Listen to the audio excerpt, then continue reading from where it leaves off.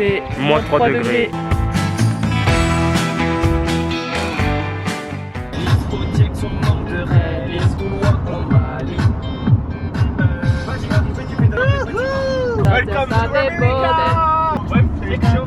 Ah regarde comment c'est beau là-bas.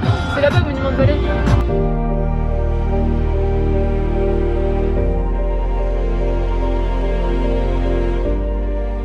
Là on s'est arrêté à un spot à côté de Monument de Vallée. Ça s'appelle Gooseneck Station Park. On a payé 5 $, mais c'est rentable quand même parce que là on a une vue de malade. On a mis nos chaises juste au bord de la falaise. Axel.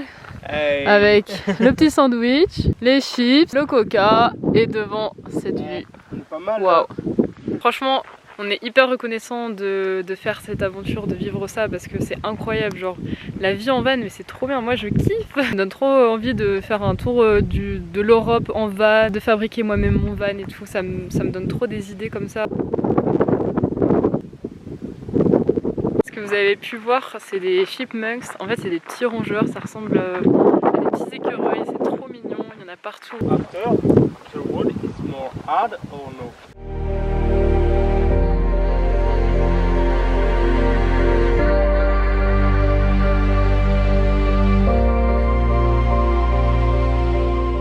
Ce qui est vraiment cool dans ce van, ce que j'adore, c'est qu'on peut être debout. On a une hauteur sous plafond quand même assez élevée, à part si tu fais 2 mètres, mais c'est pas notre cas. Au niveau des planches, je me suis déjà fait hyper mal à la tête, donc faut quand même faire attention à ça. Ce qui est cool aussi, c'est qu'on a plusieurs prises. On peut mettre un allume-cigare en fait ici.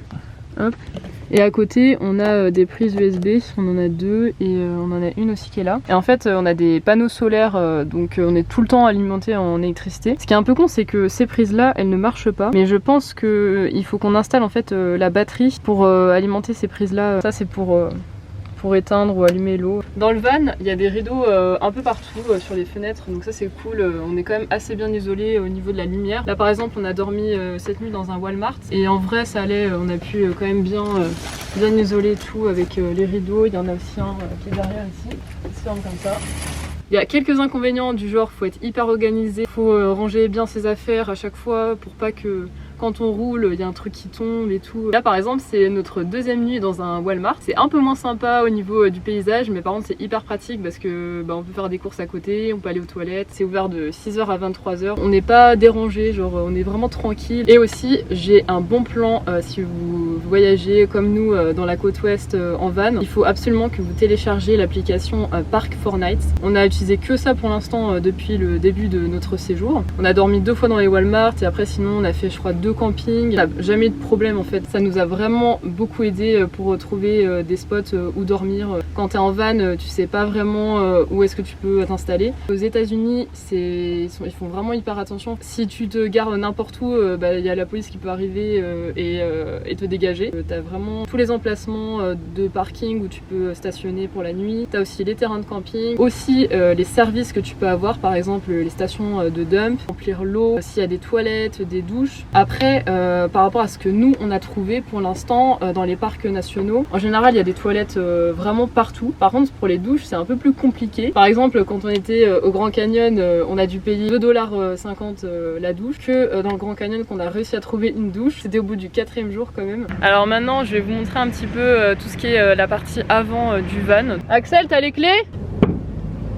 Donc là déjà quand on rentre côté conducteur c'est comme ça. Le compteur de vitesse c'est en mph, donc en fait c'est en miles. Et par contre l'essence ça part grave vite. Genre là je crois qu'on est à la moitié. On l'a fait il y a 2 jours mais ça part super vite. Genre c'est incroyable comment ça consomme. Emplacement au milieu normalement c'est pour s'il y a un 3e passager. Mais nous on fout nos affaires dessus. Et après ce qui est hyper pratique c'est ça. En fait je l'ai acheté sur Amazon. C'est un transmetteur Bluetooth. Tout pour transmettre en fait le Bluetooth dans la voiture. Parce que sans ça on pouvait pas mettre de Bluetooth. Par exemple là c'est la fréquence 101.3, on se cale à la même fréquence. Après ça nous retransmet le Bluetooth dans la voiture. Du coup c'est génial, on peut avoir notre musique. Par contre c'est qu'il est hyper haut, genre la marche elle est hyper haute. Je m'attendais à pire au niveau de la conduite, genre j'appréhendais vraiment. C'est pas vraiment comme un camping-car parce que c'est beaucoup plus petit qu'un camping-car. Juste faire attention en fait quand on tourne le volant, faut vraiment y aller tout doucement. Il y a un virage et tout, faut vraiment freiner avant et tourner tout doucement parce que on sent quand même que ça galère. On a eu quelques soucis au début, notamment au niveau du freinage. Ah oui, y avait aussi un phare qui fonctionnait pas, donc ils nous l'ont changé au début. Il y a quelques petites merdes, mais sinon, mis à part ça, c'est quand même cool. En Airbnb, ça aurait pas du tout été pareil. On n'aurait pas été dans des spots aussi incroyables que ça. Pas mal aussi,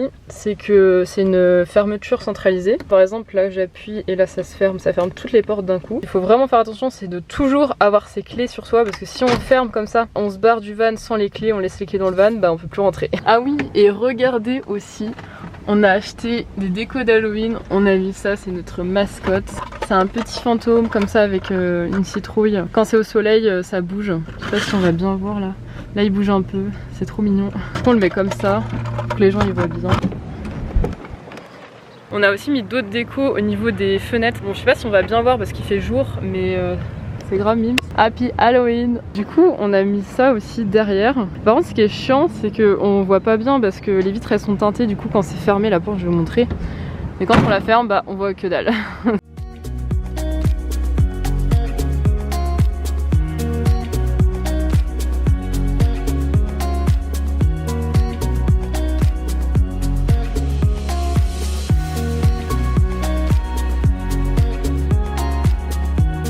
On est actuellement au Bryce Canyon et il fait moins 3 degrés. J'ai les mains gelées, c'est horrible. Et là on est en train de regarder le lever du soleil, c'est trop beau. Amazing.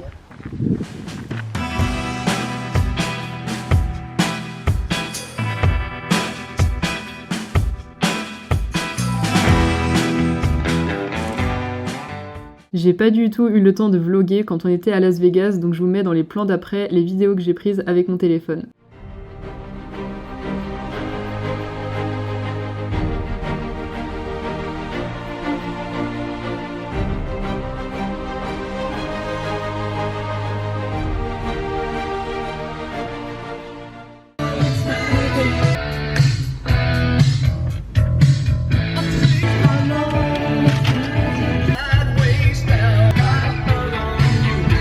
Regardez la différence de pliage du duvet s'il vous plaît. Donc ça c'est le mien, il est vraiment il est super bien plié hein. Et celui d'Axel, le gros tas à l'arrache. Le moment que ça tient là-haut, c'est principal hein, j'ai envie de te dire.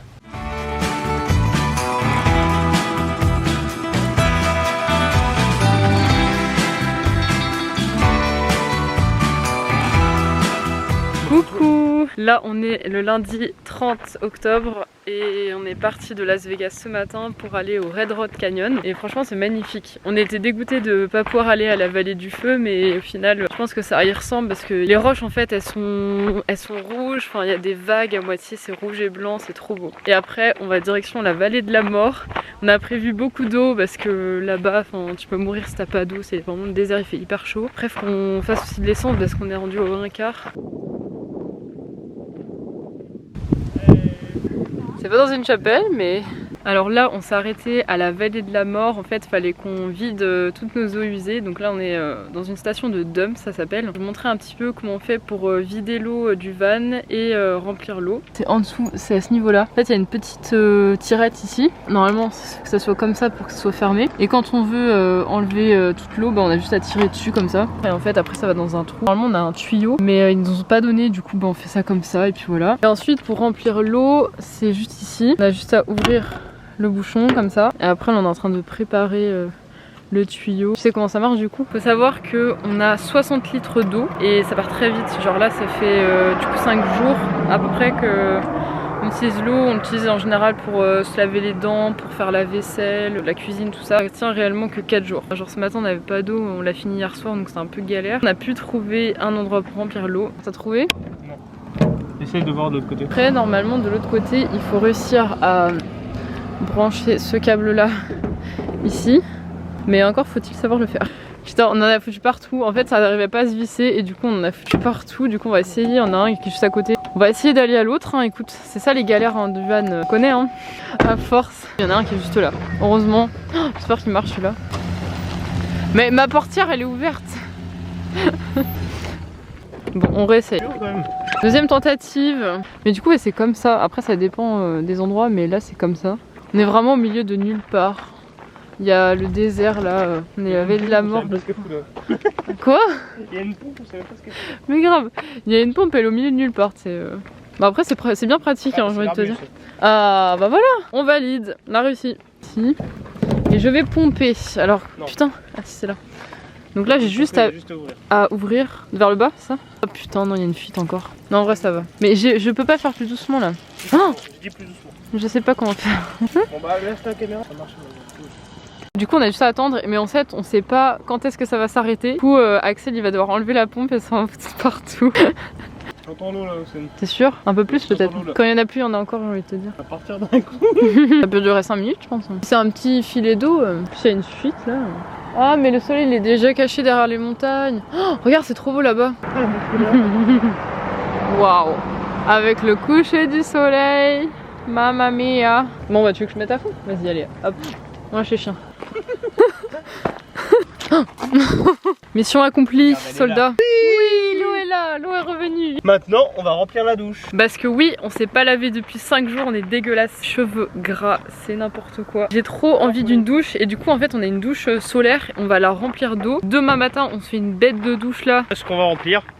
On la remplit d'eau, on la laisse au soleil. C'est le but, hein, principe d'une douche solaire. Cette douchette qui est juste là. Mais on l'a jamais testé encore, donc on va voir. Ce qui est chiant, c'est que j'ai besoin de me laver les cheveux et je pense que ça va être limite 18 litres. Tu veux prendre une douche là? Non mais viens, on va voir le coucher du soleil avant. Entre nous, c'est 18 kilos, réfléchis. Allez, Axel à la douche. Ça fait combien de kilos à ton avis? 18 kilos? Allez, ça fait 18 kilos. Non. Tu veux vraiment prendre ta douche maintenant là?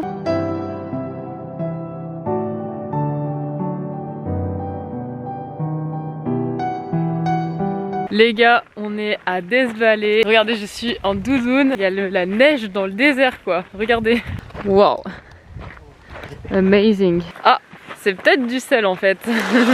Là on est à Badwater en fait. Et du coup c'est une étendue de sel. Et après là on va jusqu'à l'eau, au bassin d'eau et tout. Et franchement c'est amazing. Incredible. Ça y est, on arrive dans l'eau. Qu'est-ce que c'est beau.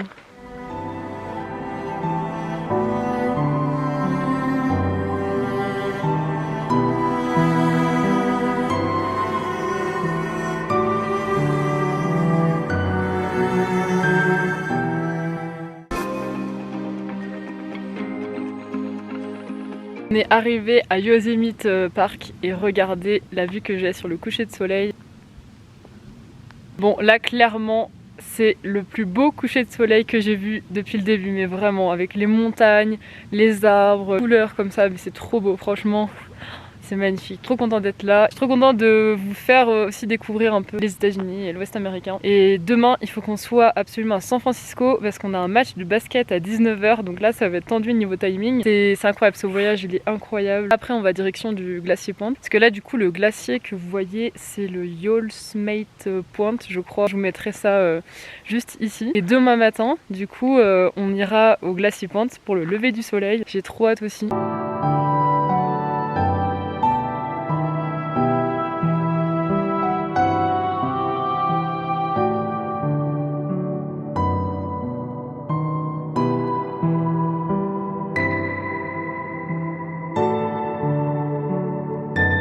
Et là, il y avait encore un mariage, c'était peut-être le 3e qu'on voyait parmi tous les parcs.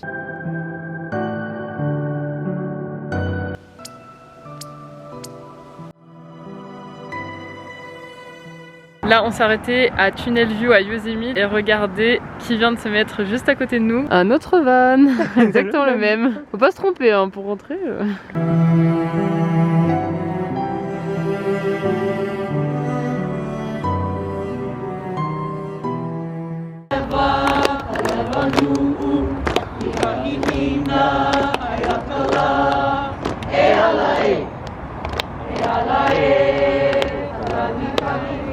On vient d'aller au Walmart pour faire des petites courses, donc je vous montre tout ça. Déjà on a pris des bananes pour le matin, on en mange mais à foison, c'est un truc de fou. Après on a pris du maïs, du fromage pour faire les sandwichs du midi. Ça c'est pour Axel, c'est des chewing-gums. Des yaourts, parce que ça c'est pareil, on en mange tout le temps, donc là on en a pris 8, ça va nous tenir 2 jours. Du poulet pour cuisiner pour ce soir, avec des haricots verts, French haricots verts attention. Des petits cookies, donc ça c'est un peu le plaisir du jour. Et enfin du pesto pour faire des pâtes au pesto. Les meilleures pâtes du monde.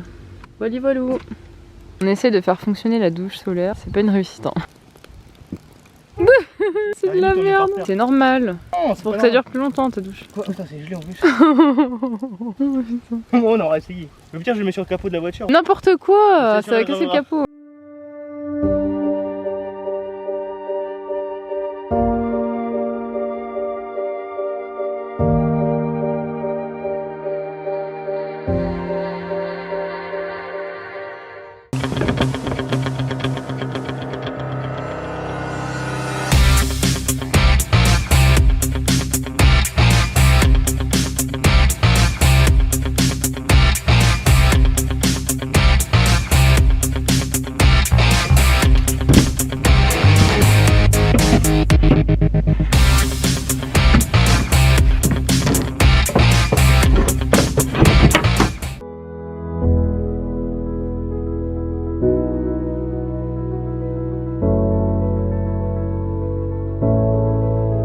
Regardez qui on voit sur la route. Deux petits squirrels. Ils sont trop mignons.